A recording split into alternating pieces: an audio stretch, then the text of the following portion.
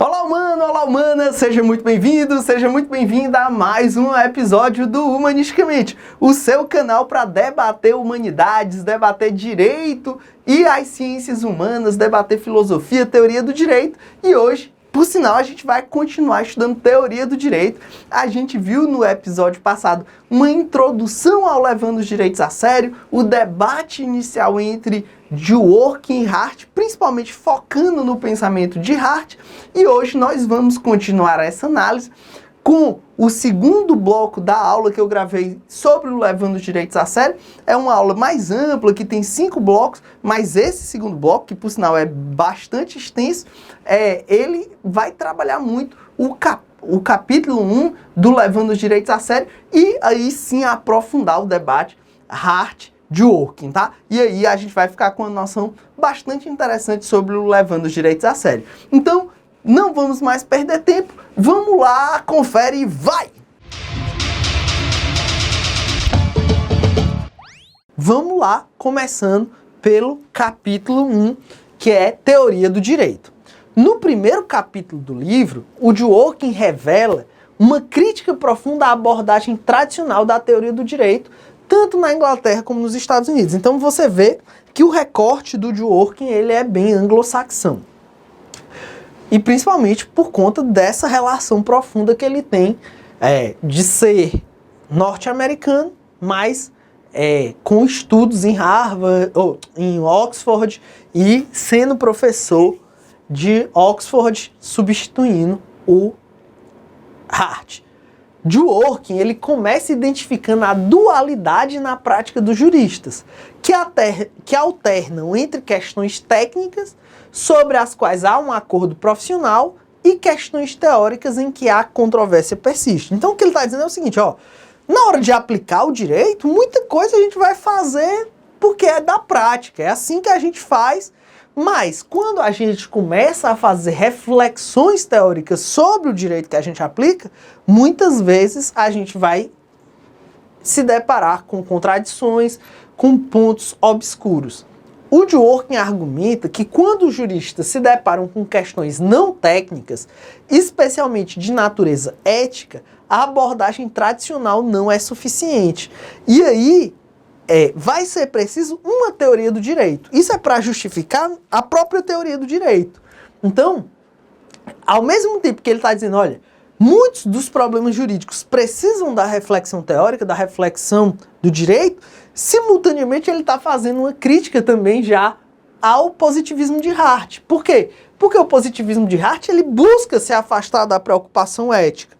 Então, ele, a partir daí, foca na teoria analítica do direito, a teoria analítica do direito, que é a teoria do positivismo de Hart, e a ênfase nas regras estabelecidas que, segundo o Dworkin, não aborda as questões morais subjacentes. Ou seja, o que ele está dizendo é, muitas vezes, quando a gente começa a refletir sobre a aplicação do direito, a gente vai ver que a mera tecnicalidade, o mero empirismo, que é típico da teoria analítica, não vai ser suficiente para resolver os problemas do direito.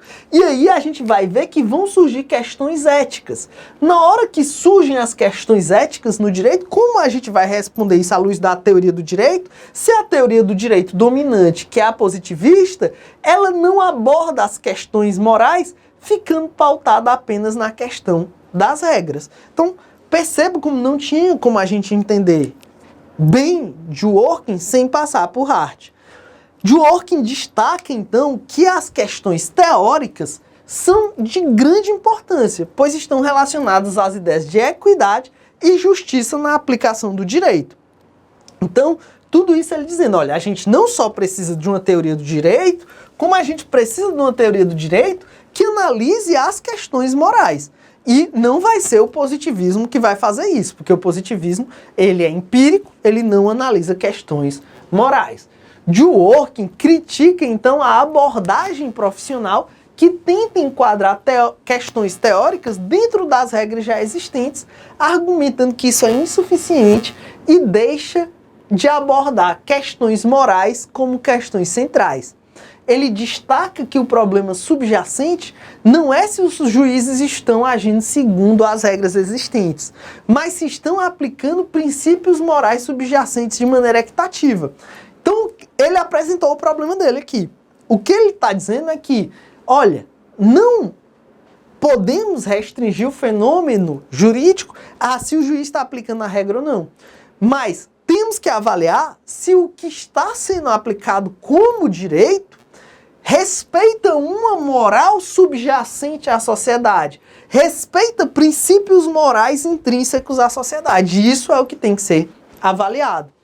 Ele também discute a evolução da teoria do direito nos Estados Unidos, incluindo o movimento do realismo, que enfatiza a importância de entender como os tribunais decidem os casos. Ele menciona que essa abordagem não resolve as questões morais subjacentes, mas enfatiza a necessidade de examinar a aplicação da lei na prática. O que isso significa? Ele está dizendo aqui, olha, eu sou crítico do positivismo, mas eu não sou realista não, tá? O que é o realismo? O realismo, principalmente o realismo norte-americano, de onde o Dworkin vem, é aquela linha teórica do direito que diz que o direito é o que os tribunais falam que ele é, né? É uma corrente, ao meu ver, bem cínica. Ele ignora as regras, o realismo ignora as regras, para dizer direito é aquilo que os tribunais falam que ele é. A gente tem um resquício de realismo no Brasil quando a gente escuta a seguinte frase: a Constituição é o que o Supremo fala que ela é. Essa é uma frase realista. E o realismo, é interessante dizer, o André Coelho que fala isso no podcast lá no Supremos, o grande inimigo do positivismo do Hart, na verdade, eram os realistas, né? Que queriam ignorar totalmente as regras. Então, o Hart, o que está por trás do pensamento do Hart, o professor André Coelho explica bem isso, é tirar esses defeitos do positivismo que o Austin deixou para blindar o positivismo contra o realismo. Então, quando o Dworkin vem criticar Hart, ele vem dizer o seguinte, olha, Hart está errado porque ele não se preocupa com os princípios morais, ele não se preocupa com a ética. Mas eu não sou realista, não. Eu não estou dizendo que vale tudo e que o direito vai ser qualquer coisa que um jurista diga que ele é, que um juiz diga que ele é. Dworkin destaca que as questões teóricas da teoria do direito não são meramente retóricas, que têm implicações práticas importantes, como a extensão da autoridade judicial, a obrigação moral de obedecer às leis. Inclusive, é o que é visto lá no capítulo 6 ou 7, se a memória não me falha. Será que um cidadão pode desobedecer uma lei? Ele vai analisar essa questão no capítulo Levando os Direitos a Sério, o capítulo que leva o nome do livro. Será que um cidadão pode desobedecer uma lei posta? Veja como é uma questão prática importante. E a base para contestar decisões judiciais controversas. Ele argumenta que a teoria do direito deve se envolver com essas questões morais fundamentais.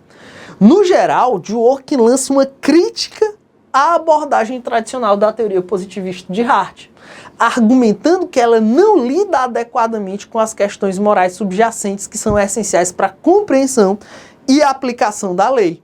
Ele defende uma abordagem mais profunda e ética da teoria do direito, que leva em consideração os princípios morais subjacentes à lei e à sua aplicação.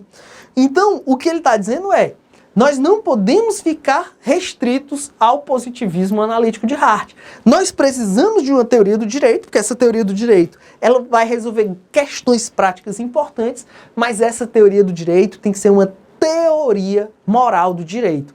Não é à toa que eu chamo, no Manual de Humanística, que é o meu livro, o livro da minha autoria, que eu trabalho, Kelsen, Hart, Dworkin, eu chamo a teoria do Dworkin de filosofia moral, né? É uma filosofia moral. Ela não é uma filosofia moralista, mas é uma filosofia moral. Ele se preocupa muito com a aplicação da moral dentro do direito. O carro-chefe do pensamento dele é pensar como aplicar a moral dentro do direito. Dworkin destaca ainda a importância de considerar princípios arraigados na tradição jurídica, como o direito à não autoincriminação e a presunção de inocência, por exemplo. E assim, ele vai usar como exemplo justamente a situação de que, por vezes, o Estado tenta aumentar a eficiência policial, desrespeitando a presunção de inocência e o direito à não autoincriminação. Então, para mostrar a importância de se trabalhar com princípios, ele vai dizer, olha, o Estado pode até querer aumentar a eficiência policial, mas ele não pode querer aumentar a eficiência policial, por exemplo, desrespeitando princípios que são da tradição jurídica, como o princípio à não autoincriminação e o princípio à presunção de inocência. Então, se, por exemplo, para buscar aumentar a eficiência da persecução penal, o Estado impede que alguém que, por exemplo, confessou na instância policial sem o contraditório e ampla defesa, não possa se retratar na via judicial, por exemplo, ele está fazendo um aumento da eficiência, mas às custas dos princípios. E esses princípios da tradição jurídica vão ser a própria encarnação dos direitos individuais da pessoa, na visão de Dworkin. Ou seja, aqueles direitos que vão proteger o indivíduo em face do Estado. Então, não se pode buscar aumentar a eficiência policial às custas da violação do direito de um indivíduo contra a não autoincriminação. Como, por exemplo, não se pode impedir alguém de se retratar de uma confissão feita de forma voluntária, mas de maneira irrefletida.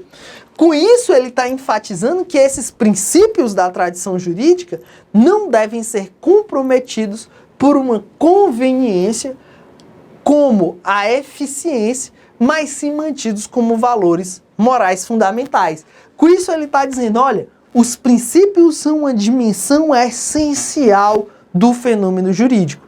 E ele está fazendo isso por quê? Para se contrapor a Hart. Porque Hart só fala em regras. E Dworkin vai trazer a categoria princípios. E aqui vai surgir um desdobramento, uma ramificação forte e violenta na teoria do direito. Porque até Dworkin, o que predominava era o positivismo, seja na versão inglesa com Hart, seja na versão continental europeia com Kelsen, mas quando Dworkin vem, ele ressignifica o conceito de norma. Se até Dworkin norma era meio que sinônimo de regra, Dworkin, ao dizer, olha, os juristas do positivismo estão cegos à categoria princípio, que é a categoria que vai ser a base do próprio Estado de Direito, porque esses princípios é que vão enunciar os direitos individuais da pessoa. Então, ao chamar a atenção para o princípio, Dworkin pega a categoria norma e ressignifica, e norma passa a ser gênero, do quais são espécies as regras e os princípios.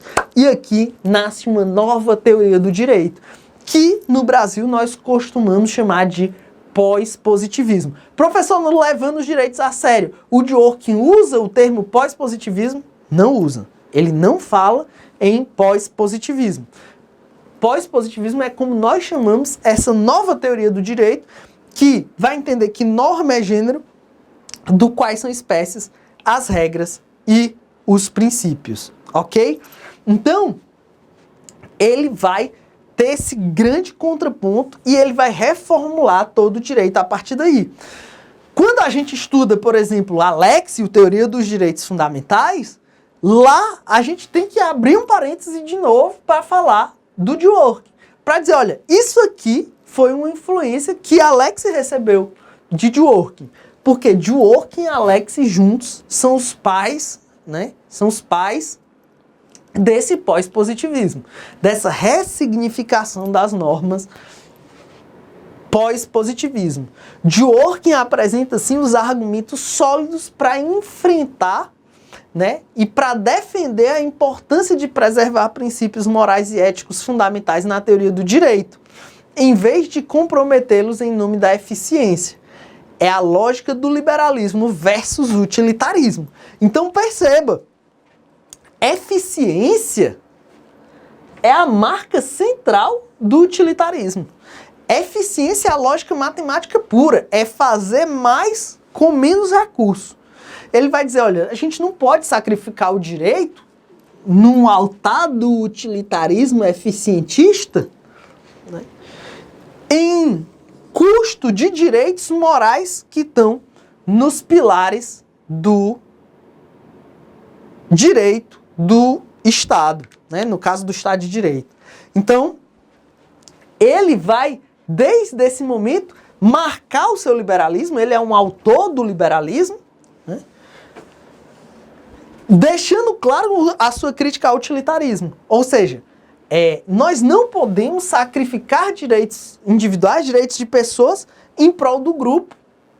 Tem um claro caráter antimajoritário nessa compreensão de que princípios guardam direitos individuais e direitos individuais protegem um indivíduo contra o Estado. Ou seja, tem esse caráter anti-majoritário ou contra-majoritário. E o pensamento utilitarista ele é essencialmente pró-maiorias, ao ponto de permitir que minorias sejam sufocadas em prol do interesse dessas maiorias. Então é isso que está por trás, né, dessa discussão.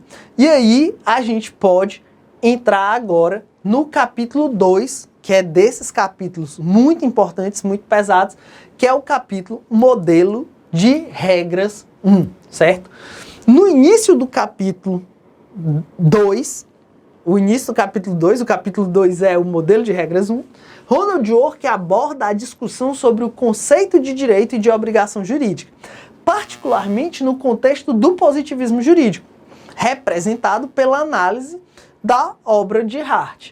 Dworkin inicia sua crítica à abordagem positivista que tenta definir o direito em termos de regras e sua validade, usando o modelo de regras primárias e secundárias de Hart.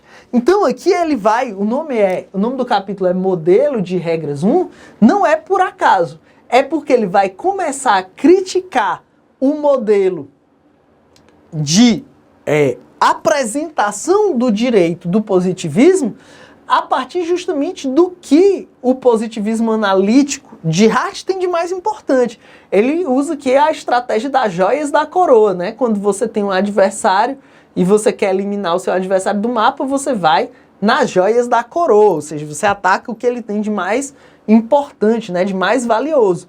E o que tem de mais valioso para explicar a teoria do direito em Hart, no positivismo analítico de Hart, são as suas noções de regra, regras primárias e regras secundárias.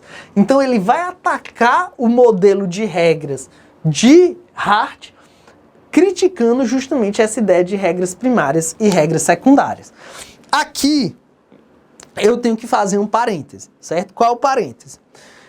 No material de apoio, né, no material complementar que eu coloquei, que são pontos para compreender Dworkin, tem um tópico que eu recomendo que você pause agora o vídeo, depois que eu terminar de explicar, né? Pause o vídeo e leia. Que é o tópico que eu vou falar na contraposição essencial entre Dworkin e Hart. A contraposição entre Dworkin e Hart, na minha visão, ela é baseada em um tripé. É interessante que eu escrevi isso lá no Manual de Humanística e depois eu fui ouvir o podcast do professor André Coelho e ele fala em outro tripé lá diferente do que eu falo, né? Vou até tentar me lembrar aqui do que ele fala também. Mas, basicamente, eu digo que o pensamento de Dworkin se contrapõe ao pensamento de Hart em 3 aspectos. O primeiro aspecto é a questão de direito e moral. A relação entre direito e moral. E eu vou explicar tudo isso aqui agora e quando a gente for analisando o capítulo daqui pra frente, vocês vão ver que há esses pontos que eu tô falando. Então, a primeira diferença entre Dworkin e Hart está na questão da moral. Eu acabei de falar bastante coisa sobre a moral, sobre os princípios como enunciadores, né, como normas que declaram a moral. Então, o Dworkin tem muito forte essa preocupação moral, de o direito ser uma manifestação moral, de o direito externar a moral subjacente à sociedade. E Hart não tem essa preocupação com a moral. A gente viu, o Dworkin já criticou aqui, né, por meio da nossa interpretação dos capítulos, ele já criticou em momentos anteriores aqui a falta de preocupação moral do positivismo analítico de Hart.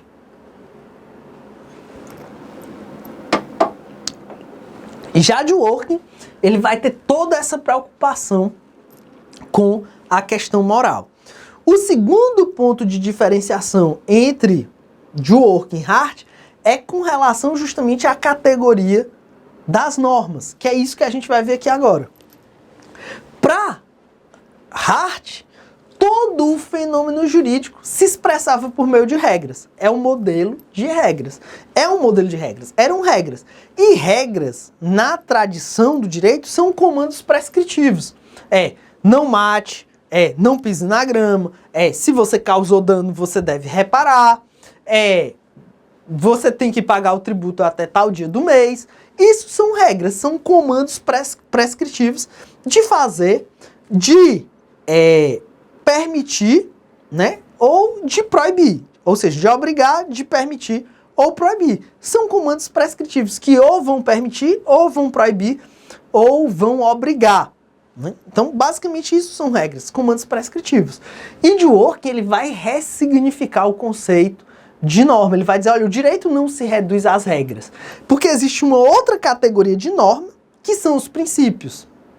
E aí a gente vai ver as características dos princípios.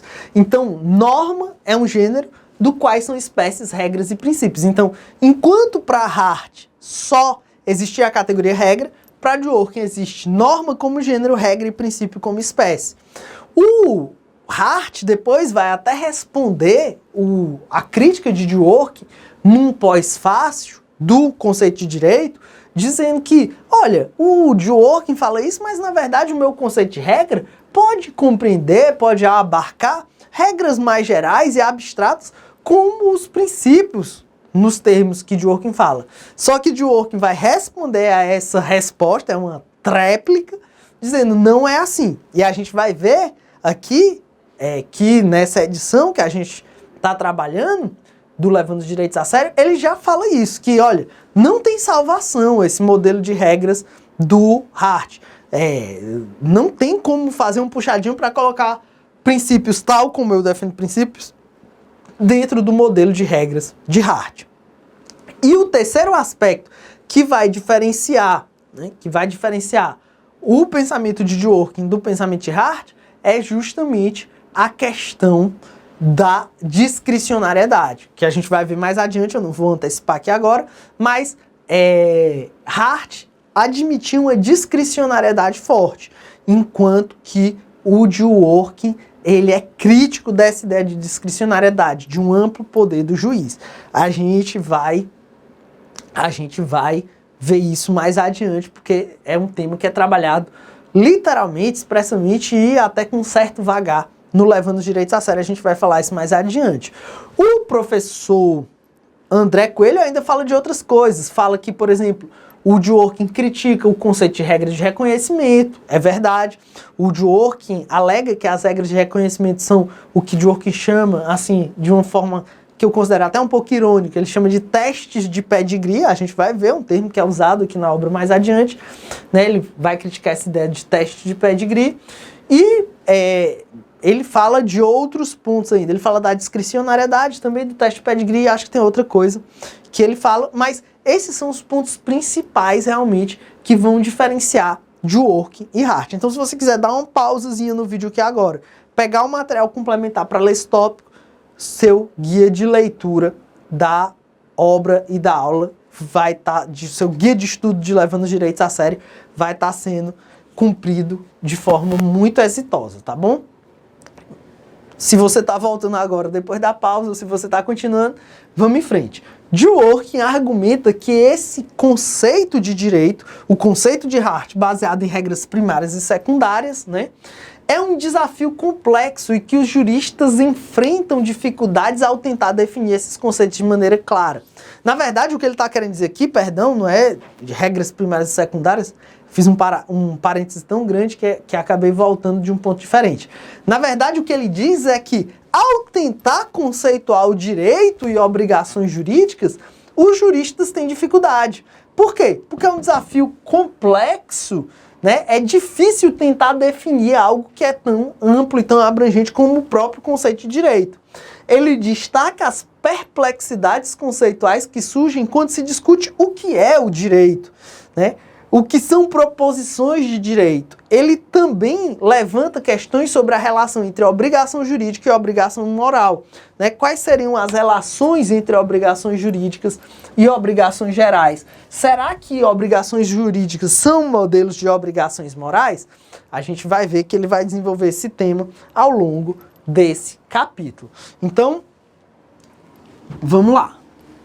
Dworkin analisa a versão do positivismo de Hart e sua distinção entre regras primárias e regras secundárias, bem como a ideia de uma regra de reconhecimento. Se liga que a gente está entrando naquele segundo ponto, né, que é uma divergência entre Dworkin e Hart. Primeira divergência que eu disse é direito e moral, que ele falou já bastante disso no primeiro capítulo, né, que o positivismo do Hart não tem uma preocupação moral e ele tem uma preocupação moral na sua teoria do direito.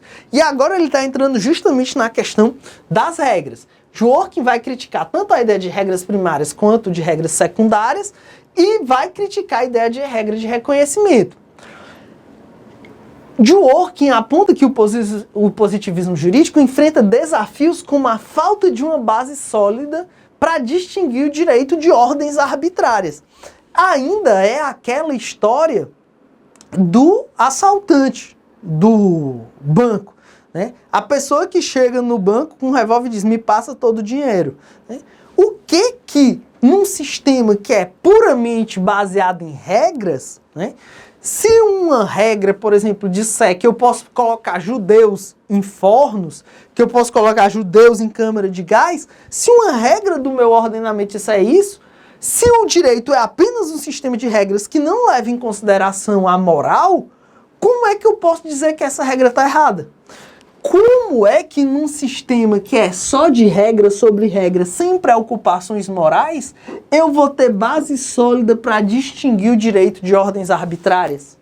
Então aqui o Dworkin traz a crítica que é a crítica ao direito positivista, que é como você, positivista,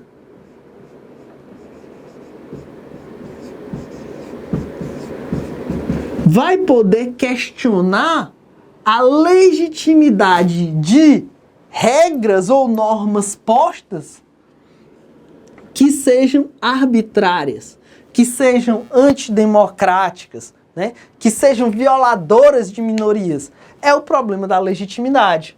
Dworkin destaca que o modelo de regras proposto por Hart não é adequado para compreender completamente o direito e as decisões judiciais, justamente porque não tem o problema da busca por um fundamento moral. Como visto, as regras primárias são aquelas que regulam o comportamento direto de pessoas, enquanto regras secundárias são aquelas que estabelecem procedimentos para criar, modificar ou revogar regras primárias. Tá vendo? Se eu chegasse aqui e explicasse só isso, sem explicar Hart, muito provavelmente ia ficar tão superficial que você não ia entender direito o pensamento de Dworkin. Por isso eu perdi aquele tempo, né, entre aspas, aquele tempo para explicar Hart. Então a gente aqui domina os conceitos de regra primária e regra secundária. Já a regra de reconhecimento é uma regra secundária fundamental que determina como as regras jurídicas vão ser identificadas. A gente também domina esse léxico de Hart aqui sobre regra de reconhecimento. Então, o Dworkin está explicando, né, o que é regra primária e regra secundária, bem como regra de reconhecimento, para criticar isso. Ele, então, critica o positivismo de Hart, argumentando que a teoria de Hart se concentra demais nas regras e não leva em consideração os princípios ou as políticas, que desempenham um papel primordial na aplicação do direito. Professor, o que são políticas? Você até agora não tinha falado de políticas.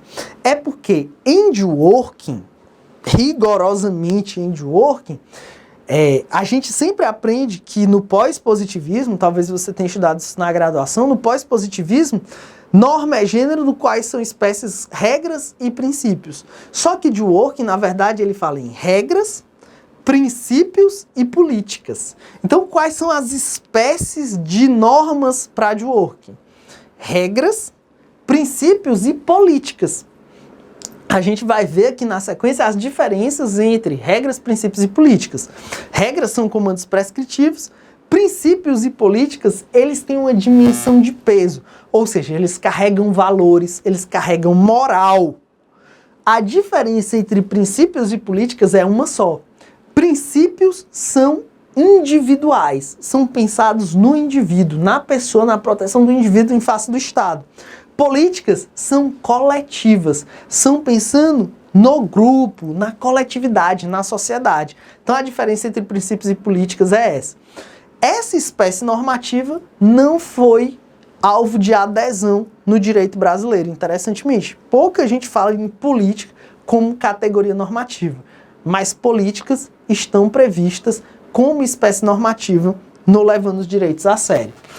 Aqui um trecho de Dworkin que vai justamente demonstrar essa crítica do Dworkin ao Hart, por Hart não falar na categoria princípio.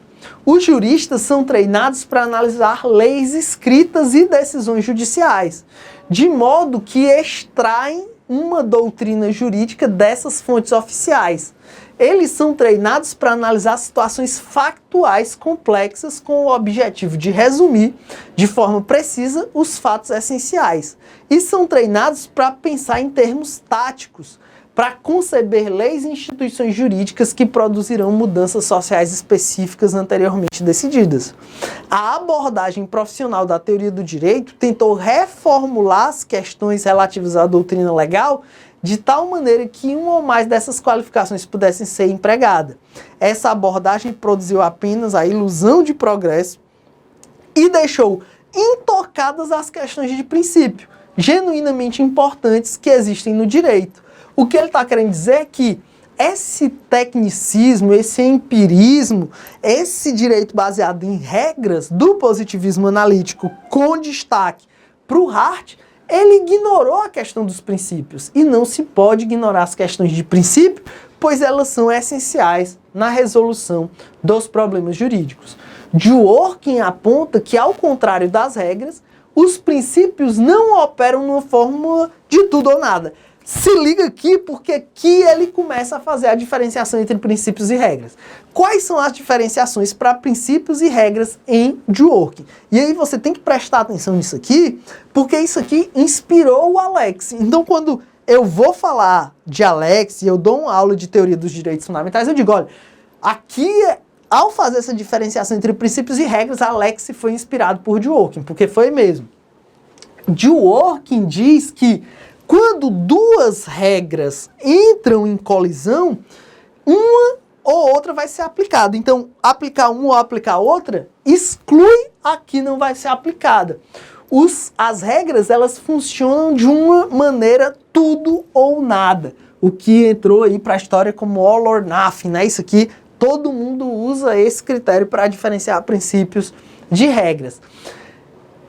Eles fornecem diretrizes e razões que podem ser pesadas em situações específicas, dada a sua importância. Ou seja, os princípios, eles enunciam valores, eles são mais gerais, eles são mais abstratos. Então, enquanto a regra é, artigo 186 do Código Civil, aquele que causa dano a outro tem o dever de reparar, é uma regra prescritiva de conduta, o princípio vai dizer, não haja de má fé. Né? Perceba, é mais geral, mais abstrato e carregado de valor. Mas, diante de uma situação que eventualmente não tem uma regra específica, ou mesmo que a gente precise de um vetor normativo para interpretar uma regra, o princípio ele vai conferir um peso para a interpretação que o jurista vai tomar. O jurista ele vai se basear num princípio para dizer, olha, tem um princípio que diz isso, então eu vou decidir no sentido desse princípio. Os princípios têm uma dimensão de peso. Além disso, então, perceba, aqui a gente já tem várias diferenças entre princípios e regras. Regras, em caso de conflito, elas são tudo ou nada, all or nothing. Regras, elas são prescritivas, diretas, né? Os princípios são gerais, são abstratos, carregados de valor. Dworkin argumenta que os princípios não são simplesmente exceções às regras, mas sim considerações relevantes que devem ser levadas em conta ao tomar decisões legais. Ele ressalta que os princípios podem entrar em conflito. Então, o conflito entre regras é all or nothing, né? Isso aqui significa tanto para uma solução de antinomias, né? Regra posterior revoga regra anterior no que lhe for contrário. Isso serve também para, por exemplo, solucionar a antinomia aparente de normas, ou vai ser uma ou vai ser outra. Os princípios, eles também podem entrar em conflito. Eles vão ser tudo ou nada? Não. Os princípios, como eles são gerais e abstratos, né, em caso de conflito, eles vão admitir ponderações. O que em inglês se chama de balancing, né? O balanceamento. Olha, eles são valores, então posso balancear aqui, ó, posso tentar até eventualmente compatibilizar a liberdade de imprensa com a intimidade e a vida privada. Eu tenho que ver no caso concreto qual que vai preponderar. Então, um jornalista, ele pode ficar na porta de um motel para fotografar um casal que vai sair de dentro do motel? Em regra, talvez não, se forem pessoas particulares, né, pessoas privadas sem relevância. Não, a gente só pesa aqui a informação jornalística com a intimidade e a vida privada, e nesse caso talvez a intimidade e a vida privada ganhem. Mas e se quem está saindo do motel é um candidato e uma candidata, os dois que supostamente são rivais na disputa eleitoral de uma grande cidade brasileira? Aí tem um interesse público, né, nessa foto. Então talvez seja importante até para não ser uma mácula ao processo eleitoral. Então, no caso concreto, eu vou ter que ponderar os princípios, fazer um balancing. Isso aqui em alemão, a gente vai ver lá no Alex com outro nome, que é o Abwägung. Abwägung, que é a ponderação em alemão. Então, ponderação, balancing, Abwägung, tudo isso é a ponderação, o sopesamento dos princípios. Então, como eles têm uma dimensão de peso, os pesos vão entrar na balança e quem, em um determinado caso concreto, tiver mais peso, vai preponderar eventualmente. Então, essa é uma grande diferença entre princípios e regras para Dworkin. Enquanto as regras são all or nothing, os princípios, eles são ponderáveis, eles são sujeitos ao balancing. Os princípios têm, então, uma dimensão de peso ou importância que as regras não têm. Enquanto as regras podem ser funcionalmente importantes ou desimportantes, os princípios podem ser considerados mais ou menos importantes em relação a outros princípios. A dimensão de peso é uma parte fundamental do conceito de princípio e o Alex vai ser influenciado nesse ponto quando ele vai desenvolver a teoria dos direitos fundamentais e vai falar dos princípios e das regras, ele vai usar esse conceito de dimensão de peso. Foi um ponto que ele foi influenciado por Dworkin. Dworkin argumenta, assim, que o positivismo jurídico de Hart falha em considerar adequadamente a complexidade do direito, pois se concentra nas regras e não reconhece o papel desempenhado pelos princípios e políticas na tomada de decisões legais. Ele defende a importância de incluir os princípios e as considerações de justiça na análise do direito, o que diferencia o modelo de regras proposto pelo positivismo de Hart. Então, Hart e o positivismo analítico só falavam de regras. E Dworkin vem e diz, olha, não dá para estruturar um direito sério sem levar em conta os princípios. Por isso, levando os direitos a sério. Dworkin aborda, sim, a distinção entre regras e princípios no contexto do direito. Ele ilustra com exemplos. Por exemplo, uma regra que exige 3 testemunhas para validar um testamento. Direto, prescritivo, objetivo, não tem dimensão de peso, precisa de 3 testemunhas para validar um testamento. Regra. Agora, ninguém pode se beneficiar dos seus atos ilícitos. Princípio. Emana um valor, é geral, é abstrato, né? Tem uma carga axiológica. Então, em Dworkin, quais são as diferenças entre princípios e regras? Princípios são gerais, são abstratos, têm uma carga axiológica alta, são eles que enunciam as morais, os direitos individuais, são eles que operam nos casos difíceis, nos hard cases. Em caso de conflito, eles vão ser ponderáveis, eles vão passar por balance, porque eles têm uma dimensão de peso. E regras? Regras são diretas, são prescritivas, são mandamentos de fazer, né, de obrigar, permitir ou proibir. são prescritivos, não tem dimensão de peso e, em caso de conflito, vão ser resolvidas qual regra vai ser aplicada numa lógica de tudo ou nada, all or nothing. Então, um exemplo de regra, precisa de 3 pessoas para validar um testamento. E exemplo de princípio, você não pode se beneficiar da sua própria torpeza. Ambos os enunciados podem ter uma forma semelhante, mas são interpretados de maneira diferente no contexto legal. O autor também discute como a distinção entre regras e princípios é importante em casos em que a interpretação do direito é complexa, os famosos hard cases. E eles vão ser pródigos, profícuos, vão ter muitos hard cases em questões constitucionais. Ele menciona, por exemplo, a primeira emenda à Constituição dos Estados Unidos, que proíbe o Congresso de cercear a liberdade de expressão, liberdade de expressão, né? De imprimir, eles podem imprimir o que eles quiserem lá. Mas não pode cercear, o Congresso não pode cercear a liberdade de expressão. A questão é se a primeira emenda é uma regra rígida ou um princípio flexível. Como os tribunais vão considerar essa primeira emenda como uma regra ou como um princípio, vai ser decisivo na forma e nos efeitos que isso vai ter no mundo jurídico. Além disso, Dworkin argumenta que, em muitos casos, regras e princípios desempenham papéis semelhantes, e a diferença entre eles pode se resumir a uma forma de expressão. Normalmente, quando um enunciado normativo vem com palavras como razoável, injusto, frequentemente eles têm um papel na transição de regras para princípios, ou seja, sempre que tem essa formulação mais genérica, mais abstrata, nós vamos estar no campo dos princípios e não das regras. Dworkin também discute o conceito de poder discricionário, e aqui a gente chega na terceira diferenciação que tem entre Dworkin e Hart. Eu falei, moral, Dworkin defendendo a moral no direito, Hart contra. Segundo aspecto, princípios e regras. Hart só trabalha com o conceito de regras. Dworkin vai defender uma ressignificação da norma, que norma é gênero, do qual são espécies, princípios e regras. E o terceiro aspecto é a ideia de poder discricionário dos juízes. Como esse conceito se relaciona com a distinção entre princípios e regras?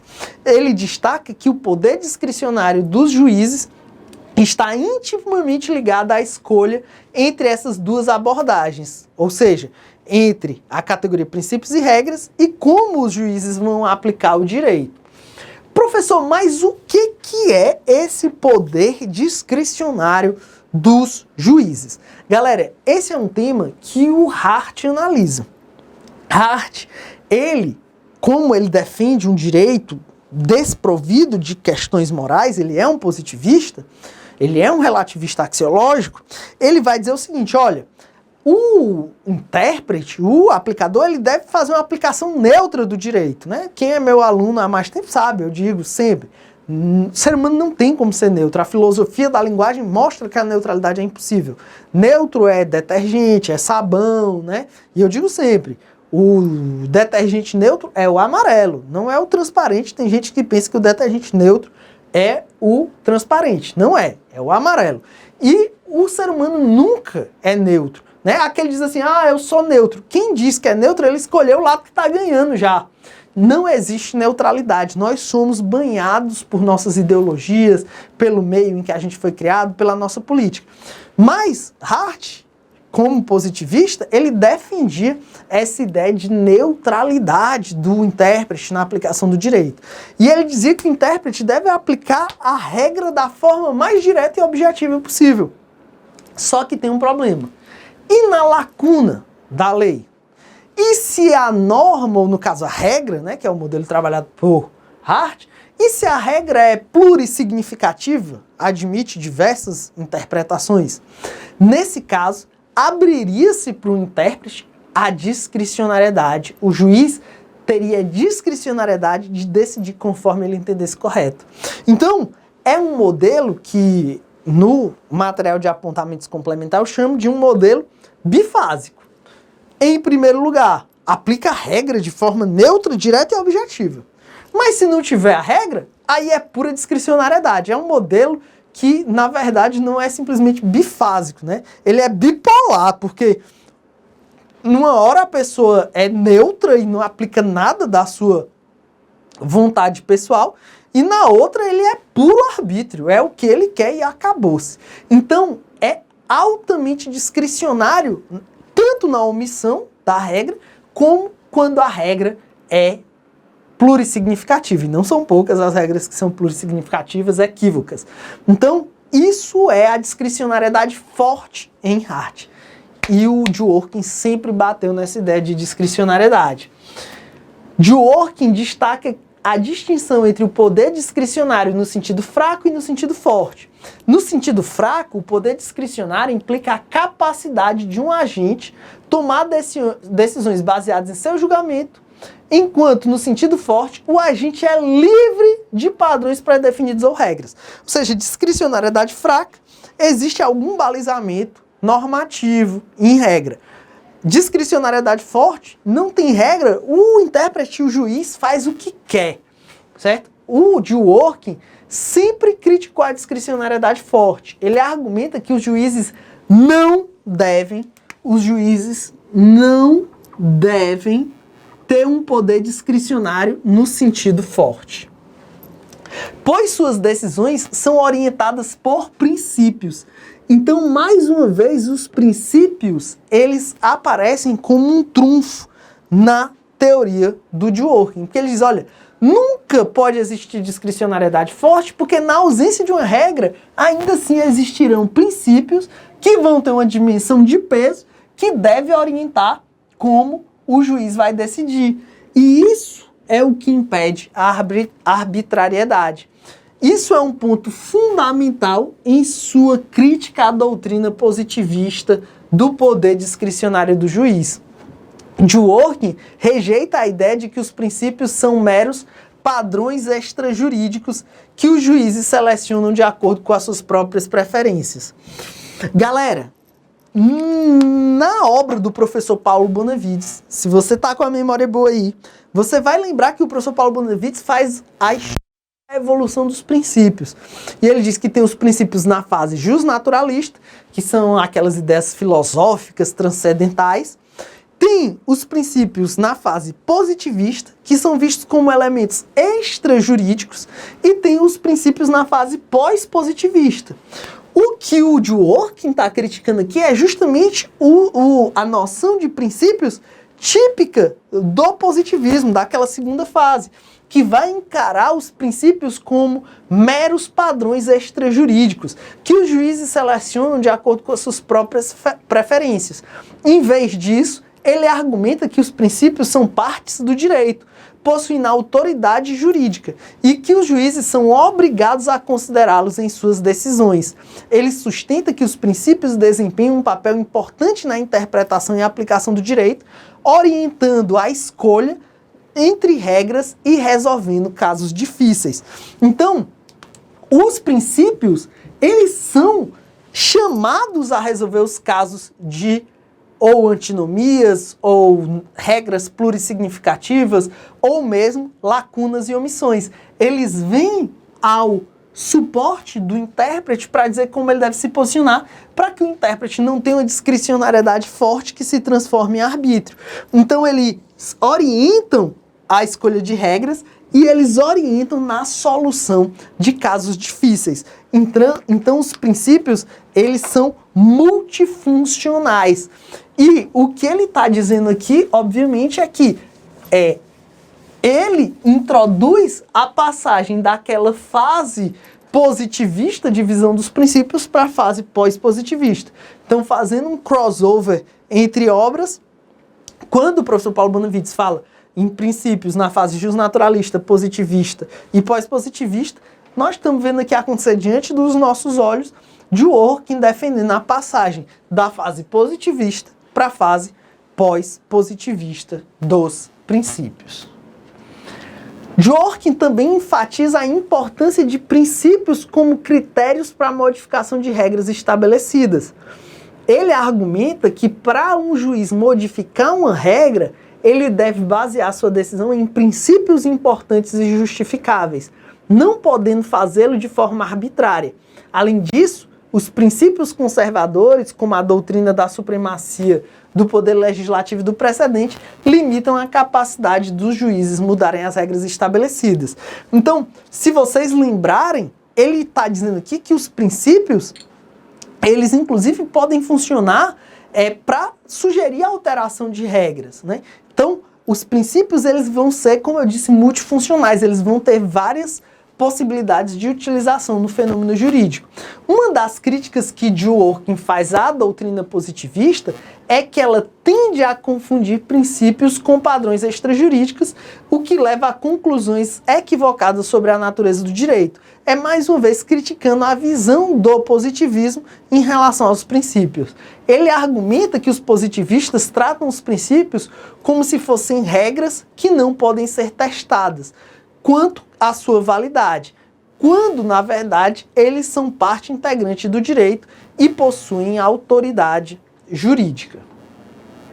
Dworkin também discute a concepção de regra de reconhecimento de Hart e seu impacto sobre a compreensão dos princípios jurídicos e a própria ideia de obrigação jurídica. Aqui a gente chega naquele ponto que o professor André Coelho diz que é um dos pontos que vão diferenciar Dworkin de Hart, que é justamente a crítica que Dworkin faz à ideia de regra de reconhecimento. Por isso que eu disse para vocês que se a gente não entende Hart, a gente não vai entender Dworkin. Então, Dworkin expõe as dificuldades da abordagem positivista para lidar com princípios jurídicos. Ele argumenta que os princípios não se encaixam bem na estrutura das regras rígidas propostas por Hart, onde o direito é visto como um sistema de regras que podem ser identificados através da regra de reconhecimento. Então perceba o que ele está querendo dizer. Lembra que eu falei que o Hart, no pós-fácil do conceito de direito, diz: Dworkin está sendo muito rigoroso comigo. O meu conceito de regra, eu uso a palavra regra, mas vão existir regras mais gerais e abstratas. Essas regras podem ser chamadas de princípios. E Dworkin está dizendo: não me meta aí nessas suas cachorradas, não. Não, o meu modelo de princípios não pode se enquadrar dentro da sua ideia de regras. Por quê? Ou seja, há dificuldades na abordagem positivista para lidar com princípios jurídicos. O Dworkin argumenta que os princípios não se encaixam na estrutura de regras rígidas propostas por Hart. Não se encaixam nessa lógica de regras que buscam fundamentos de validade em outras regras. Não vão ser adequados a essa lógica de regras sobrepostas. Dworkin observa que os princípios não se originam de atos legislativos ou de decisões judiciais específicas, mas são compreensões mais amplas e evolutivas do que é apropriado para a sociedade. Então, perceba, e isso aqui é importante porque a noção de princípio em Dworkin é um pouco diferente da noção que nós aqui no Brasil, em geral, trabalhamos princípios nos dias atuais. A gente trabalha muito com a lógica de princípio positivado, mas o Dworkin, ele está deixando claro que não necessariamente esses princípios que ele trabalha são positivados. E é importante dizer isso por quê? Porque ele vem de um contexto de um direito consuetudinário, ele vem da common law. Então, a positivação não é algo tão forte da realidade que ele escreve, né? Então, por isso que ele não é tão, assim, rígido ao exigir que o princípio esteja positivado. Por isso que ele diz que não necessariamente tem que vir de um ato legislativo. Em que pese lá no começo ele tenha dito o quê? Que ele defende uma lógica normativa. Esse é o outro ponto que o professor André Coelho diz, que é a diferença entre o Dworkin e o Hart. Porque o Hart, como ele vai buscar as regras jurídicas nas regras sociais, não necessariamente vai ter uma normatividade nisso aí. Aquela questão que eu falei da deontologia, né, lá no começo. E para o Dworkin só vai ser direito se tiver essa dimensão normativa. Então, para ele tem a dimensão normativa, mas não necessariamente a norma é uma norma que vem de uma decisão legislativa. Pode ser, por exemplo, uma norma consuetudinária. Dworkin também critica a ideia de que a regra de reconhecimento de Hart poderia incluir princípios como uma categoria adicional de regras. Ou seja, mais uma vez, é o Hart tentando acomodar a ideia de princípios dentro da lógica de regras. E o Dworkin vem dizer, não, os princípios não são uma espécie de regra de reconhecimento. Ele argumenta que não é possível encontrar um critério objetivo para determinar um princípio, tal como há para determinar uma regra de reconhecimento. A ideia de regra de reconhecimento é objetiva. E a ideia dos princípios não é objetiva. Então, não é possível encontrar um critério objetivo para determinar quais princípios seriam incluídos na categoria de regra de reconhecimento e que a regra suprema proposta por Hart não pode ser aplicada aos princípios do modo como se aplicam as regras tradicionais. Além disso, Dworkin questiona a distinção nítida feita por Hart entre aceitação e validade, argumentando que ao defender princípios, estamos simultaneamente argumentando a favor de sua aceitação e de sua validade. Isso sugere que a teoria de Hart não é adequada para lidar com princípios. Então aqui ele já rebate a resposta que Hart tinha dado no pós-fácil do conceito de direito. Então ele diz, olha, não adianta, irmãozinho, a gente não vai entrar num acordo em relação a isso aqui. A ideia de princípios não vai caber dentro do modelo de regras por você trabalhado. E é isso, galera. Espero que vocês tenham gostado demais desse episódio. Eu acho que com o episódio anterior e este episódio, nós fizemos uma análise aí, apesar de inicial ainda de Dworkin. Dworkin é um autor muito profícuo, produziu bastante, mas eu acho que com isso você consegue ter uma visão mais aprofundada de Dworkin. Espero que você tenha gostado. Até a próxima. Foi!